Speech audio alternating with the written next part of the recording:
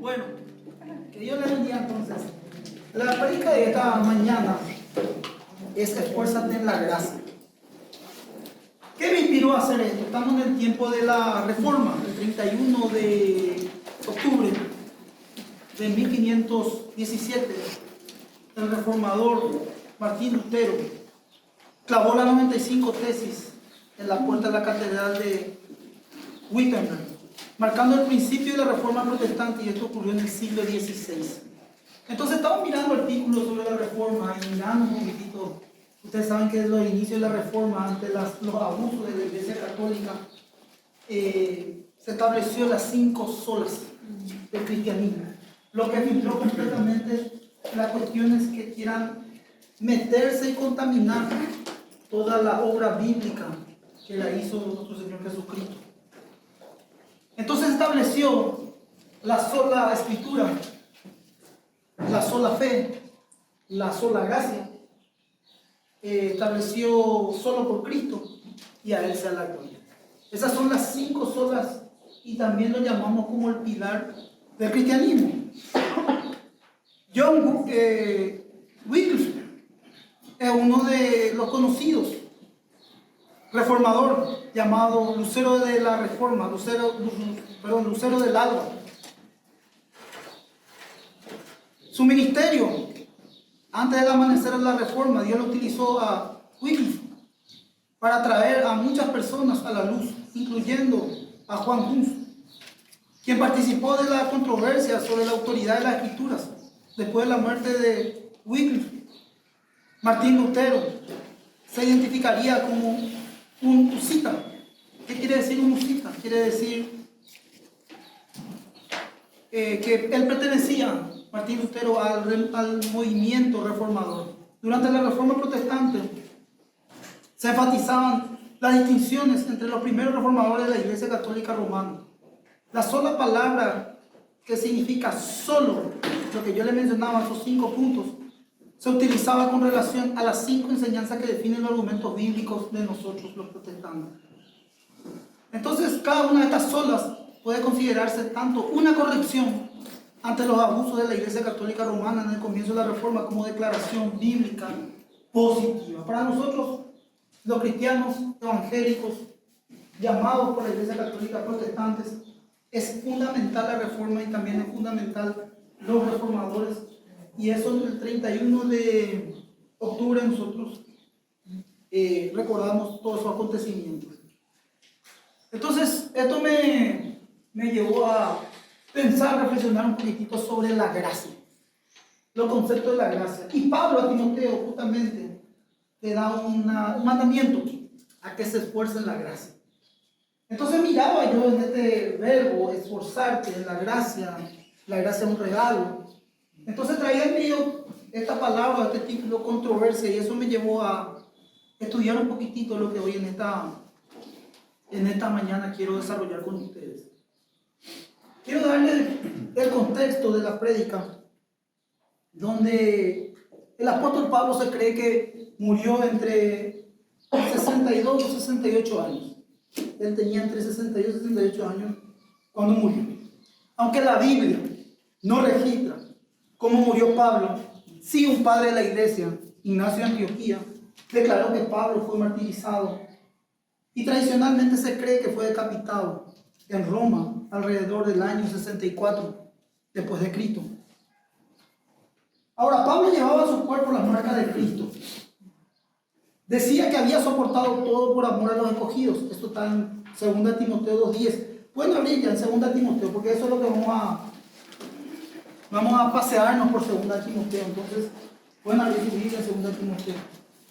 Entonces, eso decía en el 2:10, que había soportado todo por amor a sus escogidos. El apóstol Pablo se encontraba en una prisión oscura, fría, en Roma, encarcelado. ¿Cuál era la cárcel en la cual habitaba Pablo? La cárcel se llamaba Mamertina, que era una fosa. La cárcel donde estaba el apóstol era una fosa cavada en una piedra. O sea, era una piedra, se cavaba esa piedra y dentro de esa piedra había un pozo. Y en ese pozo, ahí habitaba Pablo. Ese era el lugar donde Pablo estaba encarcelado. No era una cárcel así como muy corriente con una reja, no, era un pozo. Donde también estaba mirando que históricamente, cuando subía el agua, como era un pozo y era profundidad importante, el agua lo tomaba.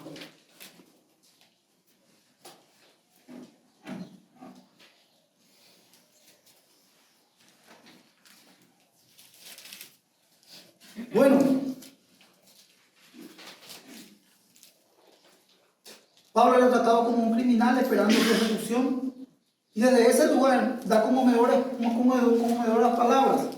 Por ejemplo, dice en 2 Timoteo 4, 9 y 10, dice: procura venir pronto a verme, porque Demas me ha desamparado, amando a este mundo. Trae la capa que te dejé en Troas, los libros y los pergaminos, porque yo ya estoy listo para ser sacrificado. Ahora, estaba justamente despidiéndose el apóstol. Demas era uno de los colaboradores junto con Lucas y Epafras.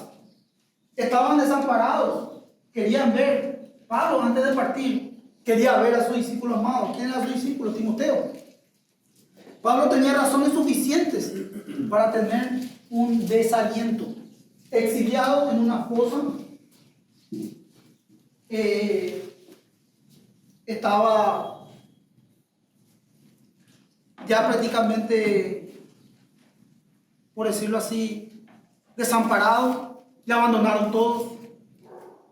Él dice la palabra de Dios que tenía suficientes razones para justamente estar desalentado. La prisión era oscura, era fría, probablemente incomodidades, dolores, angustias, enfermedades. Entonces tenía suficientes motivos para él estar en desaliento. Él dice de 2 Timoteo 1:15, me abandonaron todos los que están. Alejandro el Candelero me ha hecho mucho daño. 2 Timoteo 4:14 dice: mi primera defensa, ninguno estuvo a mi lado, todos me desampararon. Himeo y Fileto se apartaron de la verdad enseñando herejías. Eso dice en 2 Timoteo 2:17 y 18. Otro, aprovechándose de Pablo, que estaba preso, enseñaban falsa doctrina, ya no estaba el apóstol. Entonces, si alguna vez hubo un candidato ante toda esta situación y este escenario que te estoy presentando, si alguna vez hubo un candidato ideal para el desaliento, era Pablo. No tenía iglesia, ya no predicaba, no podía hacer sermones, no podía congregarse, estaba ahí preso. No en la cárcel en Roma, porque hasta parece lindo eso, en una fosa, sí, en la antigua Roma.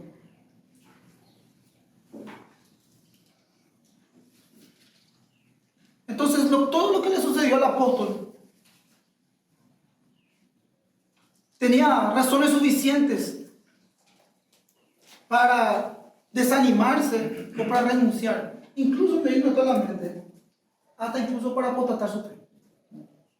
Porque ante todo este escenario, él podía renunciar a todo, salir en libertad, él podía apostatar su fe, como les mencionaba. Pero sin embargo, todo esto que le sucedía a él era para ser fortalecido en la gracia de Dios. Pablo estaba llamado a fortalecerse en la gracia de Dios. Y ahora sí quiero que abran todas sus Biblias en 2 Timoteo, capítulo 4, 6 al 8, porque ese era el contexto de este versículo. Dice el apóstol Pablo: porque yo ya estoy para ser sacrificado. El tiempo de mi partida está cercano. He peleado la buena batalla. He acabado la carrera. He guardado la fe. Por lo demás, me está guardada la corona de justicia, la cual me dará el Señor, juez justo, en aquel día. Y no solo a mí, sino también a todos los que aman su venida. Pablo se acercaba al final de su vida. Pudo dar una mirada atrás, su vida pasada, sin ningún remordimiento ni pesadumbre. Estos versículos examinan la vida desde 3 puntos de vista. 3 puntos de vista de este versículo. Punto 1. La realidad presente del final de su vida. Él sabía que iba a partir. Pero aparte de saber que él iba a partir, él estaba preparado para partir. Si nosotros vemos ese escenario, ningún ser humano está preparado para verlo. Si yo le preguntase hoy, ¿quién de ustedes está preparado ya para irse a un encuentro con Dios? Me van a decir, pastor, yo todavía tengo muchas cosas que hacer. Pastor, yo me tengo que casar. Pastor, tengo que formar mi familia. Pastor, yo estoy llamado a los negocios. Pastor, no. Yo sé que voy a ir con Cristo, pero tengo que todavía disfrutar lo terrenal, pastor, porque me voy a congregar todos los domingos, voy a dañar la antorcha, pastor, voy a ayunar los días por semana. Me voy a preparar bien para ese encuentro, pastor. Y yo entiendo porque nadie está preparado. Sin embargo, él estaba preparado para su partida. El pasado ante el cual ha sido fiel en su vida cristiana. Él se examinaba en base a este texto. ¿Cómo él se examinaba en base a este texto? Miraba su vida, cómo fue su testimonio. Y su vida, su vida había sido fiel. Así él se observaba. ¿Y cómo miraba su futuro? Anticipaba recibir su recompensa celestial. O sea, él mismo se autorreflexionaba, reflexionaba y se autoexaminaba ya prácticamente con una mirada ante el tribunal. Entre su estado de hoy, su preparación y su partida. Su vida pasada, cómo fue su testimonio desde que le conoció a Cristo. Fiel. Y su futuro, ya visionando ese lugar donde él iba a tener su recompensa celestial de la siembra que hizo. Ya estoy, cuando él dice ya estoy, fíjate ahí, el 4 dice porque yo ya estoy para ser sacrificado. Ya estoy se refiere a una muerte inminente. La combinación de tres verbos, fíjense bien lo que dice la Biblia. He acabado, he peleado, he guardado. Indica una acción completa que tiene un resultado continuo permanente. Pablo consideró su vida completa porque había logrado por medio del Señor todo lo que él le había llamado a hacer. Cuando él dice he peleado, he guardado, cuando dice he acabado, todas estas palabras está diciendo que él cumplió el llamado de Dios sobre su vida. Esta es la exhortación de un hombre que ha vivido la vida cristiana en el poder de la gracia. Por gracia de Dios soy lo que soy. Eso dice 1 Corintios 15:10. Pero nos enseña que no solo somos salvos, sino que necesitamos la gracia. O sea, nosotros somos salvos por medio de la gracia, pero nosotros necesitamos también de esa gracia. Luego de haber sido salvados por gracia, necesitamos de esa gracia para continuar el camino. Sin la gracia, la vida del cristiano es imposible. O sea, cada creyente, cada cristiano necesita de la gracia de Dios para vivir en su vida. Por eso es que aquí, cuando entendés y bajo este escenario o este contexto, podés entender lo que le dice a su discípulo en el versículo, estamos en 2 Timoteo, en el capítulo 2, versículo 1 al 5. Fíjense, da la vuelta a tu Biblia, yo tengo aquí, 2 Timoteo 2, 1 al 5.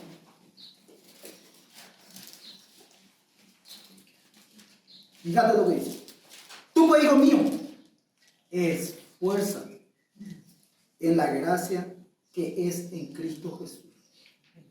Lo que has oído de mí ante muchos testigos, esto encarga a hombres fieles que sean idóneos para enseñar también a otros. Entonces ahí vos podés entender que Pablo, por medio de su experiencia, de la vivencia, de la salvación por gracia y de su experiencia por la gracia de Dios ante el acontecimiento que él estaba viviendo en una fosa en la antigua Roma, él le da esta carta a su hijo Timoteo, su discípulo Timoteo, para que él pueda esforzarse en la experiencia que tenía su padre espiritual. Por eso le dice, tú pues sufre penalidades como un buen soldado de Jesucristo. Ninguno que milita se enreda en los negocios de la vida, a fin de agradar a aquel que lo tomó por soldado. Y también el que lucha como un atleta no es coronado, sino lucha legítimamente. Entonces, fíjate, un atleta puede ganar una competencia normal y natural. Pues, ¿y cómo puede ganar un atleta? Y bueno, un atleta puede ganar poniéndole zancadilla al otro. Al fin y al cabo, ya es el primero, ¿verdad? O puede, no sé, en una competencia de boxeo o de artes marciales, puede dar un golpe bajo y descalificarle a ese oponente. A mí me venía mucho, entre paréntesis, nomás una buena serie. Me gustaba mucho la serie Cobra Kai. Había lo de Cobra Kai y lo de Miyagi-Do para los aquellos de Karate Kid. De los 40 me van a entender. Pero Cobra Kai, ¿qué hacía? Era el karate sucio. Entonces tenía que quitarle del camino suciamente. El Cobra Kai después ya es renovado Cobra Kai en la serie. Pero hablamos de Karate Kid que te enseñaba a darle golpes que eran descalificadores. Tranquilo, Rey, no te preocupes. Se está congregando además. No te preocupes, tal vez no, ellos mandamos, relax, no se preocupen. Bueno, entonces le daba golpes descalificadores. Y esos golpes eran para que justamente ya no se presenten en la competencia. Sin embargo, Pablo le dice a Timoteo, justamente utilizando más de ejemplo, le dice, pelea la buena batalla, pero pelea legítimamente. O sea, ¿qué te quiero decir? La pelea legítima del creyente no va a ser tu pelea. Claro, cada uno tenemos y lidiamos con nuestras debilidades y también con las oposiciones que se nos presentan diariamente. Pero no vamos a poder nosotros resolverlo. Necesitamos de la gracia para poder resolverlo. Entonces, cuando la gracia de Dios actúa en tu vida, vos estás peleando legítimamente esa batalla. No vos, sino Cristo que vive en vos. Amén. Amén. Entonces, ahí le estaba diciendo, esfuérzate en la gracia. Fíjate el amor que le tiene a su hijo espiritual. Pablo era el padre espiritual de Timoteo y le llama hijo mío a su discípulo. Tenía mucho amor, pues. Decía, tú pues, hijo mío. Lo que pasa es que Pablo le había guiado o conducido a su discípulo a su primer viaje misionero. En su primer viaje misionero ya le llevó, si vos mirando la historia y también bíblicamente vos podés ver esto, le lleva a Timoteo. En 1 Corintios 4:17, eso no hace falta que lo busquen, solamente te voy a citar el que yo me estoy apoyando, ¿verdad? Y también en Timoteo 1, capítulo 1:1 dice a mi hijo Timoteo, con el amor que se estaba refiriendo, dice 1 Corintios 4:17, por esto mismo os he enviado a Timoteo, que es mi hijo amado y fiel en el Señor, el cual os recordará mi proceder en Cristo, de la manera que enseñó en todas las partes y en todas las iglesias. Entonces, Timoteo veía de los viajes misioneros de Pablo y también de las obras que el Espíritu Santo hacía por medio de su padre espiritual. Entonces le dice esto, porque eso viene un poco adelante y ahora viene, esfuérzate en la gracia. Lo que pasa es que sin un entendimiento bíblico y profundo de la gracia de Dios, podemos interpretar que este mandamiento es como si fuera que Timoteo debe hacer algo para cumplir esos ciertos requisitos previos a recibir la gracia de Dios. Pero no es así como opera el Evangelio de la gracia. No es que algo tenía que hacer Timoteo para ganarse esa gracia. No. Le estaba dando su experiencia. Por eso le decía, el Evangelio de la gracia no es un mensaje de autoayuda. Es un mensaje de salvación. Y este mensaje de salvación es el único mensaje que tiene este tipo de salvación por medio de la gracia, es el cristianismo. No hay ninguna otra religión que se pueda salvar por medio de la gracia. El mensaje del Evangelio anuncia la ruina total del hombre, su bancarrota espiritual. Eso anuncia el mensaje del Evangelio. Te hace mirarte a un espejo y mirar tu miseria. Eso hace la palabra de Dios. La palabra de Dios dice, bueno, por medio de la predicación de la palabra de Dios, cada uno de nosotros vamos a mirar a un espejo. Y perdón, voy a utilizar una expresión. Mira lo reventado y reventada que está. No te hablo yo físicamente. Gracias, pastor. Te hablo espiritual. Entonces empezás a mirar. La ley es buena, decía Pablo. La ley es como un espejo. ¿Qué hace la ley? Te muestra. Vos te ves mirándote en la ley. ¿Y qué hace la ley? Muestra las manchas que vos tenés, la suciedad. Entonces vos por medio de la ley vos te mirás y observás. Estoy un poquitico sucio, tengo la cabeza un poco sucia, también acá, un poco de barro, acá, porque vos mirás tu vida con el pecado. O sea, el pecado es la suciedad que vos tenés en base a la ley. Ahora, la ley no te limpia, sino la gracia y la fe. Entonces, ¿qué hace? La ley te muestra, y el actuar en el hombre, la mujer, es la gracia, la que te purifica, te limpia. Y eso solamente viene por medio del Evangelio. El Evangelio ofrece a un Salvador lleno de gracia para caminar con Él siempre. Este es el énfasis de Pablo. Esfuérzate en la gracia que es en Cristo Jesús. Por eso le estaba afirmando esto. Esforzate en la gracia, en vivir por medio de la gracia. Fíjate lo que dice 1 Corintios. Ahora sí cambia tu Biblia. 1 Corintios 1:18. Muy interesante. 1 Corintios 1:18. Dice la Biblia: porque la palabra de la cruz es locura a los que se pierden, pero a los que se salvan, esto a nosotros, que es poder de Dios. Entonces acá hay dos grupos de personas: la locura a los que se pierden y el poder de Dios a los que se salvan. Este evangelio, que para muchos produce un efecto de salvación, a otros descarga, locura, pérdida. Entonces ahí podemos ver dos grupos de personas: la locura a los que se pierden, el poder a los que se salvan. Jesús terminaba de enseñar la sección final del sermón de la montaña y concluía con dos grupos, dos caminos, dos puertas: los que se pierden, la locura, el escándalo, y los que se salvan, el poder de Dios.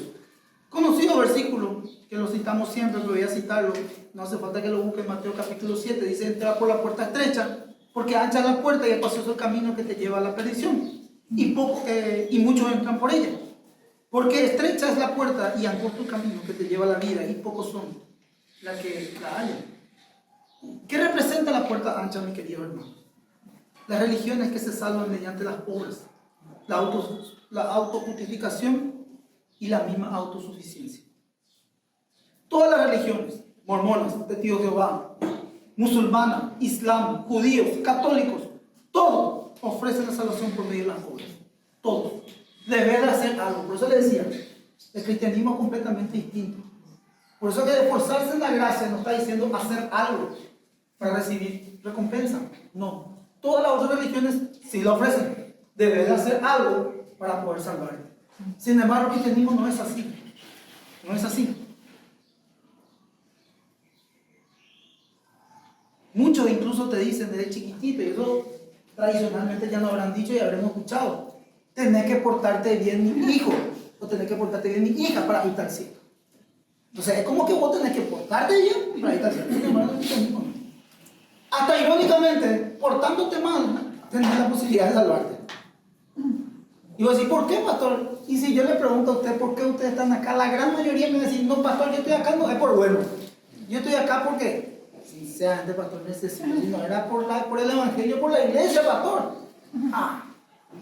A esta hora, en este mismo instante, en este mismo lugar, yo voy a estar en otro lugar. Así es.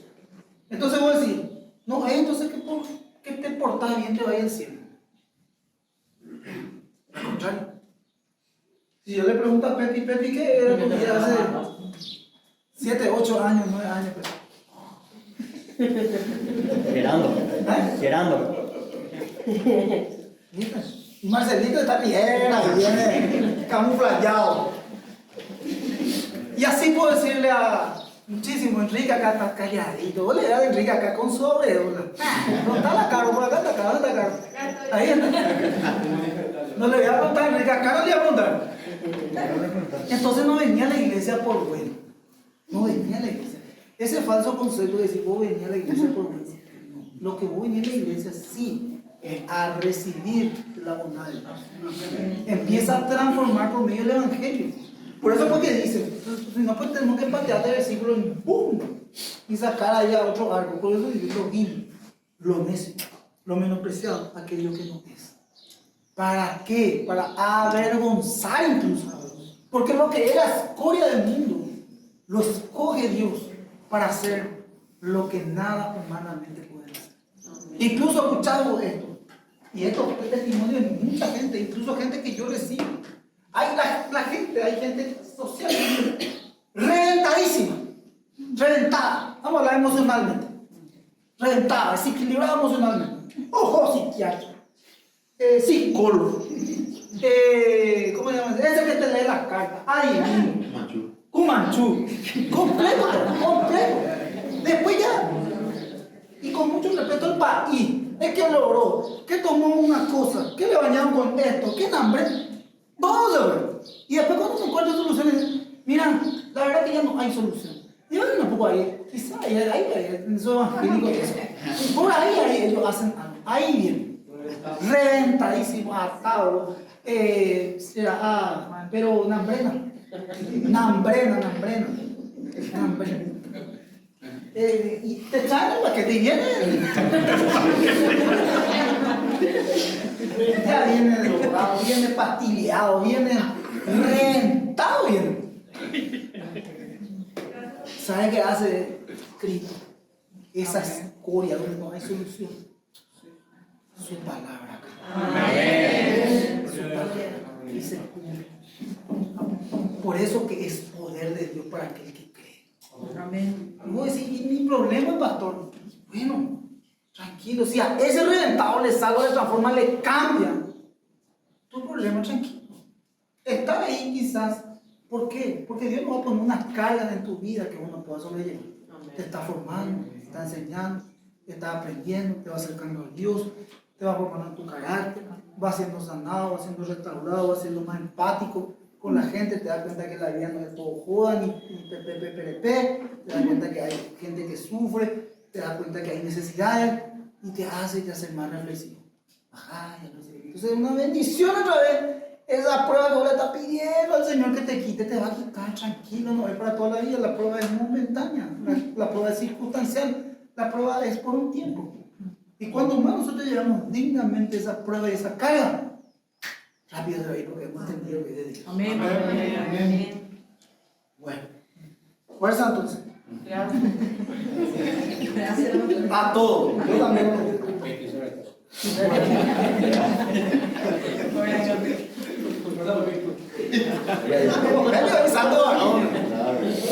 Claro que sí.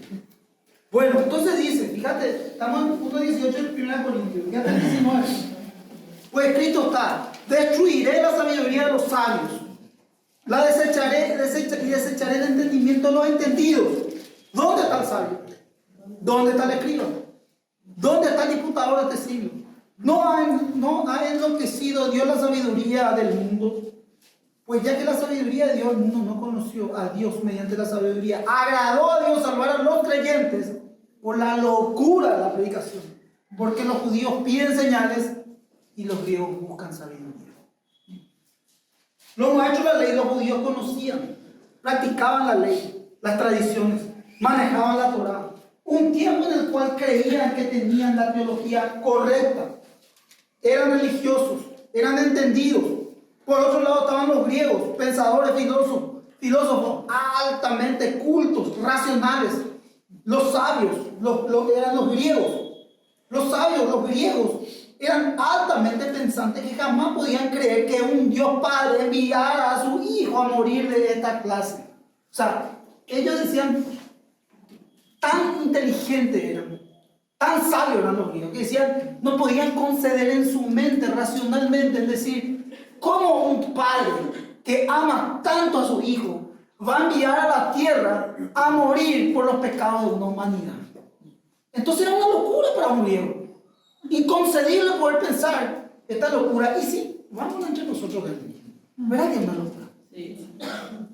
No tan errados los griegos de pensar racionalmente. Por eso dice, destruiré la sabiduría de los sabios y de los entendidos. Por eso dice, porque tan pensantes eran los griegos que decían, no se puede conceder. Filósofos, esas frases son miradas de todos los filósofos griegos. Muchos eran en la parte del entendimiento y la sabiduría. De tan inteligente que era, de ahí de iglesia vienen toditas las perversidades sexuales. De tan racional y pensante que era. Pueden mirar un poquitito. Bueno, entonces esos eran los griegos. Ahora los judíos, como les decía, los judíos entendían y vivían la ley. Y tenían un bache tan grande. Digo, ¿sí? ¿Cuál era ese pastor? Deuteronomio 21, 23. Maldito aquel que es colgado en un madero. Era un verdadero escándalo aceptar que un Mesías muriera crucificado. Iba contra su enseñanza. Incluso decían, si eres el Hijo de Dios, bájate de esa cruz. Tenían que irse contra la misma ley, contra la Torah. Maldito el hombre que muere en un madero. Ese jamás va a ser nuestro Mesías. ¿Entendido? Los griegos sabios, los judíos entendidos. Entonces Pablo le dice, ¿dónde está? A ver, ¿dónde está el sabio? ¿Dónde está el entendido? ¿Dónde está el escritor? ¿Dónde está el diputado de este siglo? Fíjate lo que dice el 26. Salto ahí al 26. Después puedes mirar en tu casa. Fíjate con una Biblia de estudio también, muy interesante. Porque ese es el evangelio que le estaba diciendo Pablo a Timoteo. Esforzate en la gracia, en caminar en vivir. Las palabras, la Biblia, la escritura, la fe, la gracia, Cristo, a Él sea la gloria. Pues mirad, hermano, en otra ocasión, que no soy muchos sabios según la carne, ni muchos poderosos, ni muchos nobles, sino que los necios del mundo escogió Dios para avergonzar a los sabios, y lo débil del mundo escogió Dios para avergonzar a los fuertes, y lo vil del mundo, lo menospreciado escogió Dios, y lo que no es para deshacer lo que es, a fin de que nadie se jacte en su presencia. ¿Saben qué pasa, querida iglesia? Dios llama a los humildes. Dios llama a los nobles de corazón. ¿Y sabe qué pasa? Muchas veces, como yo le decía ahí cuando estamos orando, en esta mañana cuando íbamos a echar la predicación, el Señor tiene que martillar nuestro corazón. Entonces, Dios llama a los humildes y los nobles. Pues así, gracias Señor, acá estoy. ¿Qué produjo en vos para que vos seas humilde y seas noble? Para recibir ese llamado de Dios. Para que nadie se jacte en su presencia. Entonces tiene que propiciar el Señor para llamarte muchas veces situaciones que no nos agradan, que no nos gustan. Porque esa situación te va a hacer humilde, y vas a venir sentadito, echado la cabeza, no reclamando a nadie, no enojándote con nadie, no jugándole a nadie, porque vos sabés que vos sos tratado por Dios. Amén. Entonces,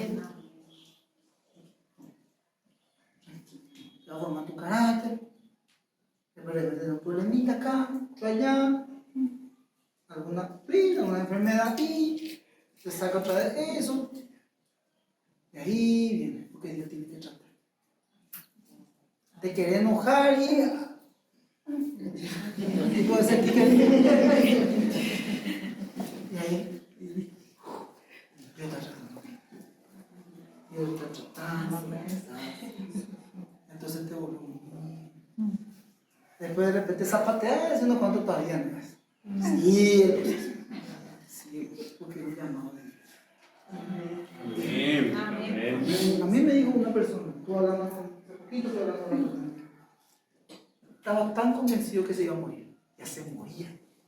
O sea, tengo mis días contados, y Juliana, pues, dame una por tu diagnóstico y no, ya está contado mis días. Yo me estoy muriendo y después me dijo, y vos también.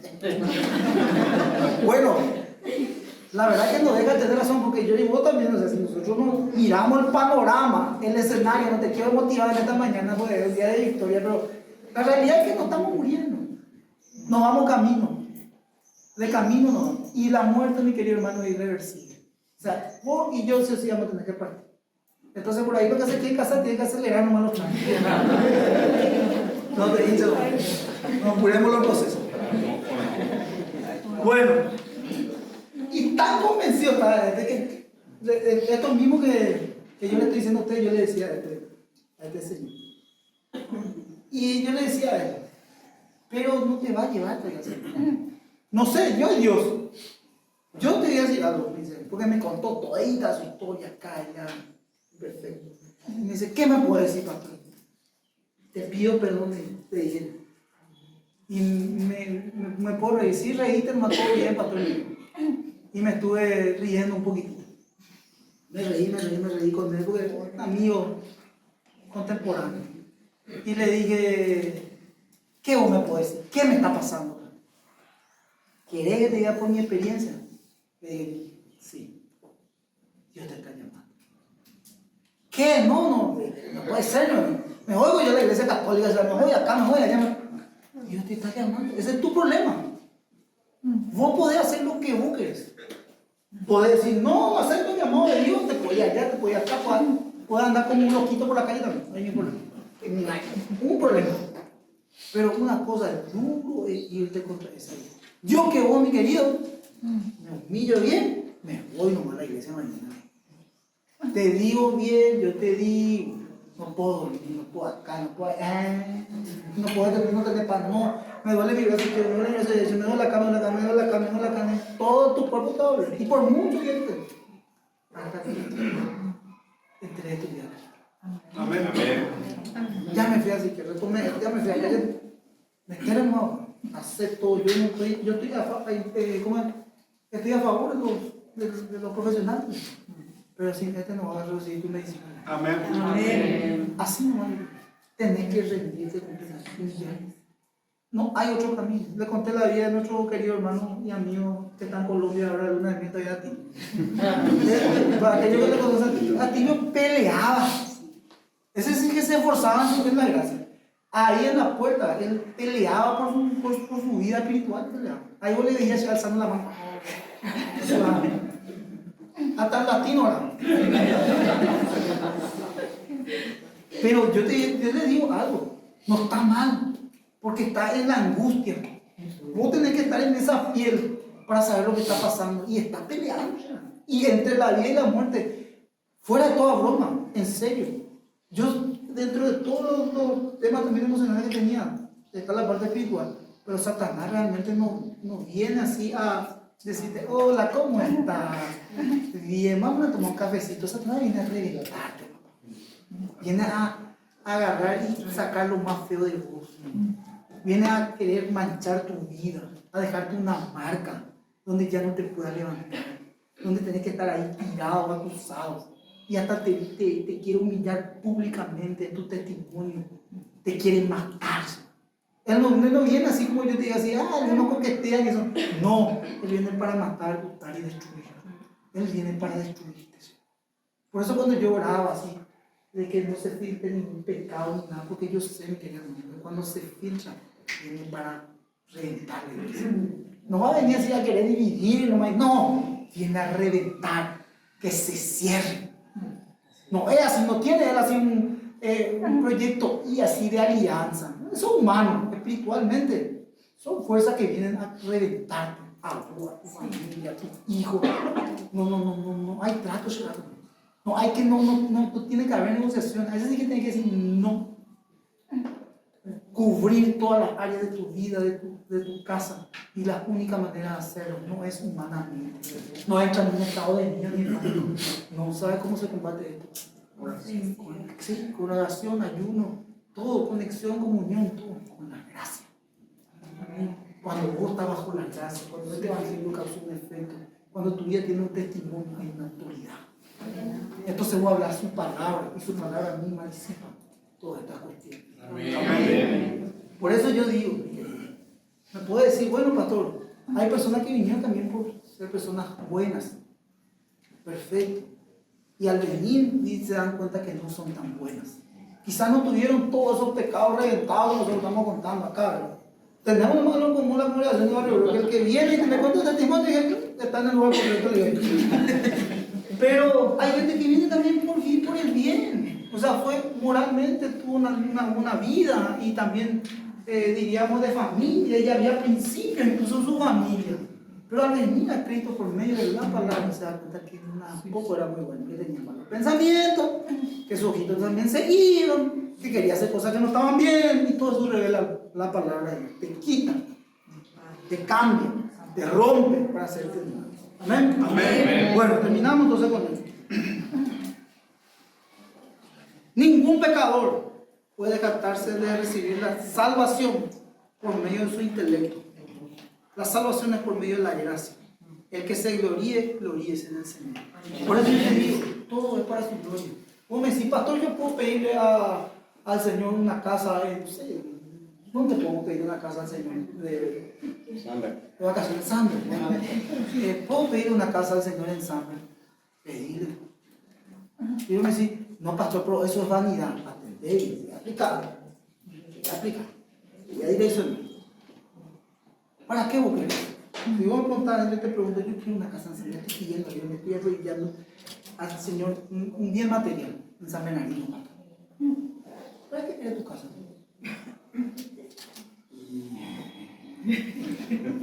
Pastores, los de allí. Comer con los perros, pastores. Pero de summer, pastor, las fotos, ya, dudo mucho que te hace. Pero Dios es Dios, le dice. Ahora, te pregunto, ¿vos para qué querés? Yo quiero mi casa en sangre, pastor, para glorificar a Dios. ¿Y cómo le va a glorificar un poco a Dios tu casa en sangre? Y le voy a invitar a mí a la iglesia para juntarme, hacer un grupo de oración, irme a descansar, tomarme tiempo, invitarle a mis amigos y invitarle también a mis compañeros que no son creyentes, para testificarle que esto me dio el Señor por medio de su gracia. Y que yo no uso esta casa para pecar, sino que esta casa es llamada casa de oración. Y yo cuando vengo a descansar, cuando yo trabajo todo el año y vengo para tomar un descanso, vengo acá a descansar con el Espíritu Santo. Vengo a renovarme, vengo a estudiar la palabra de Dios, vengo a ver prédica, vengo a glorificar a Dios por medio de la gente. ¿Te va o no te va a dar Dios? ¿Entendés lo que te quiero decir? Por eso es que hay muchas veces que el Señor no te da. No, es que no responda a tus oraciones. Conoce tu corazón y si te da, te vas a desviar. Sí, conozco gente que pasó pidiéndole trabajo al Señor al altar y Dios le dio ese trabajo. Y después no le ve más la iglesia y te encontraron en shopping.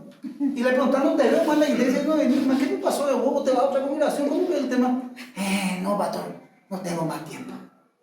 Y ahí venía, pasaba, lloraba, se derramaba viendo un trabajo del Señor. En vez de ser más firme, de agradecerle a Dios. Y ahí yo entiendo, engañó su corazón.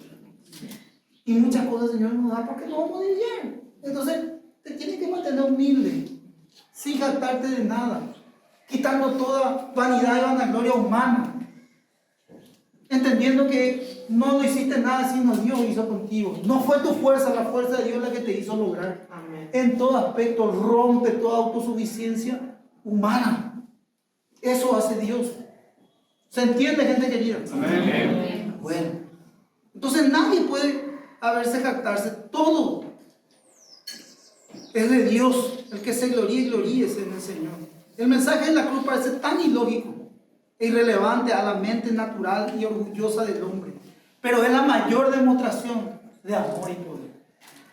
La mayor demostración de amor y poder es el mensaje de la cruz. Entonces, termino con esto. Esforzarse en la gracia no se trata de hacer las cosas para recibir gracia. Se trata de buscar y depender de Cristo, quien es el don de la gracia. Notemos cómo Pablo pone la gracia como el fundamento de la vida cristiana, quien nos salvó y nos llamó con el llamamiento santo, no conforme a nuestras obras, sino según el propósito suyo y la gracia que nos fue dada en Cristo Jesús antes de los tiempos de los siglos, según Timoteo 1:9. Pablo le está diciendo a Timoteo: no fuiste llamado porque calificabas, no fuiste llamado porque prometías ser un exitoso, no fuiste llamado por la gracia de Dios, porque te ha dado todo lo que necesitas en Cristo. Amén. La gracia elimina el mérito, destruye el orgullo y promueve la humildad. Y nuestra naturaleza pecaminosa no le gusta eso. Nada de lo que Dios hace por nosotros, en nosotros, o por medio de nosotros, se basa en lo que somos o merecemos. No, todo es por la gracia. Amén, hermanos. Amén. Nos ponemos de pie y solamente quiero decirte esto. Cerrando con la prédica esta mañana, cuando me pedía este amigo, le decía esto.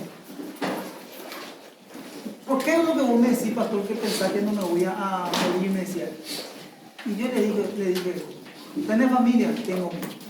¿Esposa, hijo? Tengo un añito que vive. Bueno, esa criatura tiene que ser formada. ¿Y vos sos su papá? Le dije. Sí. Y me siento muy mal porque yo sé que voy a partir. Bueno, te voy a explicar algo, le dije. Todos cuando partimos, cuando Dios nos llama a los creyentes, Él va a tener que tomar una decisión en su vida. Se llama cuando cumpliste el propósito. Cada uno de nosotros tenemos un propósito. Y solamente la gracia de Dios va a hacer que podamos cumplir ese propósito. Pablo decía, antes que todo he trabajado yo, pero no he sido yo, sino la gracia de Dios que está conmigo. Entonces nosotros trabajamos, no nosotros, sino la gracia de Dios que está con nosotros, para cumplir ese propósito. Entonces, al cumplir ese propósito, estas son las palabras que nosotros tenemos que proclamar. El tiempo se ha cumplido.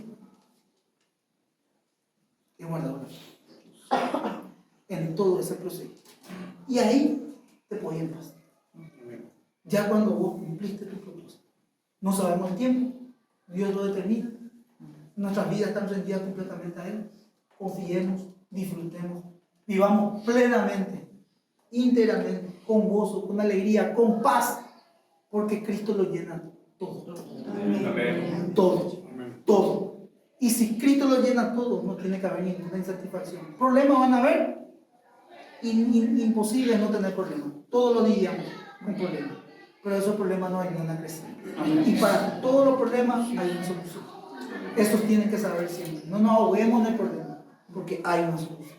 Amén, hermanos. Amén. Cristo lo llena todo. Señor, en esta hora te doy gracias y bendigo, Señor, a este pueblo. Te doy gracias por esta hermosa mañana que tú nos has regalado, porque tu palabra fue dada. Señor, gracias porque tú limpiaste los aires de este lugar, Señor, para que sea predicada, proclamada tu palabra, tu evangelio, Señor, y para poder reunirnos en la congregación de los santos, Señor, un domingo en la mañana. Bendigo a este pueblo, Señor, con gracia. Bendigo a este pueblo con paz. Bendigo, Señor, su casa, su familia.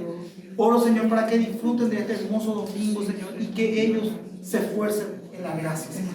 En el nombre poderoso de Jesús. Amén y amén.